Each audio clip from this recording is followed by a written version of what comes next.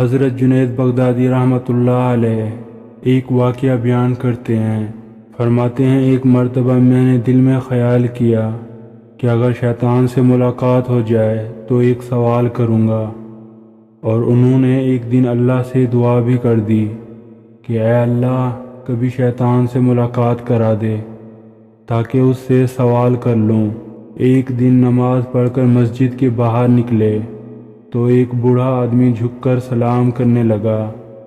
حضرت جنید رحمۃ اللہ علیہ نے اس کو دیکھ کر کہا کہ کون ہو تم؟ کہنے لگا میں وہی ہوں جس سے ملنے کی آپ کو آرزو اور تمنا تھی۔ حضرت سمجھ گئے کہ یہ اصل میں شیطان ہے۔ شیطان نے کہا آپ مجھ سے کیوں ملنا چاہتے تھے؟ حضرت جنید رحمۃ اللہ علیہ نے کہا میرے ذہن میں تیرے متعلق ایک سوال ہے۔ سوال یہ ہے کہ جب اللہ تعالیٰ نے تجھے حضرت آدم علیہ السلام کو سجدہ کرنے کا حکم دیا تو میری سمجھ میں نہیں آتا کہ آخر تجھے کس چیز نے اللہ کے حکم کی تعمیل سے منع کیا؟ کیوں تو نے سجدہ نہیں کیا؟ کیا اللہ کی عظمت کو نہیں جانتا تھا؟ ارے تجھے تو اللہ کی معرفت حاصل تھی، اللہ تعالیٰ کی عظمتوں اور جلالتوں سے تو واقف تھا۔ اس قدر اللہ کی قربت رکھنے کے باوجود جب اللہ نے تجھے حکم دیا کہ آدم کو سجدہ کر تو نے آخر سجدہ کیوں نہیں کیا؟ اس پر شیطان نے جواب دیا، اس نے کہا جنید آپ جیسا توحید پرست، ایک اللہ کو ماننے والا، ایک اللہ کی پوجا کرنے والا، اور آپ کے ذہن میں سوال آ رہا ہے مشرکانہ کہ میں نے غیر اللہ کو سجدہ کیوں نہیں کیا؟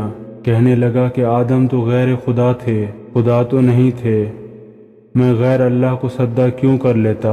آپ جیسا توحید پرست آدمی ایسا مشرکانہ سوال میرے سے کر رہا ہے، بڑے افسوس کی بات ہے۔ حضرت جنید رحمۃ اللہ علیہ فرماتے ہیں کہ جب اس نے یہ بات مجھ سے کہی تو مجھے لگا کہ ہاں یہ تو ٹھیک کہہ رہا ہے، اور پھر تھوڑی دیر کے لیے مجھے ایسا معلوم ہوا کہ میرا ایمان سلب ہو رہا ہے، اس لیے میں سناٹے میں پڑ گیا، ہوش و حواس باقی نہ رہا۔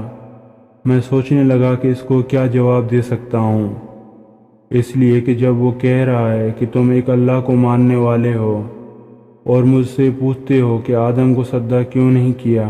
حضرت جنید رحمۃ اللہ علیہ فرماتے ہیں کہ میرے ذہن میں جواب نہیں آیا، فوراً اللہ کی طرف سے الہام ہوا اور مجھ سے کہا گیا کہ اس سے یہ پوچھو کہ حکم دینے والا کون تھا۔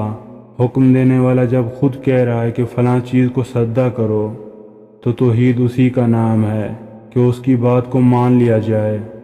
حضرت جنید رحمۃ اللہ علیہ فرماتے ہیں کہ اس الہام کے بعد میرا ایمان برقرار ہوا، ورنہ تو مجھے ایسا معلوم ہوا کہ میرے ایمان میں تزلزل پیدا ہو گیا ہے۔ بھائیو یہ ہے شیطان کی مکاری اور عیاری، نہ ولیوں کو چھوڑا، نہ غوث و کتب ابدال کو چھوڑا، نہ انبیاء کرام علیہ السلام کو چھوڑا۔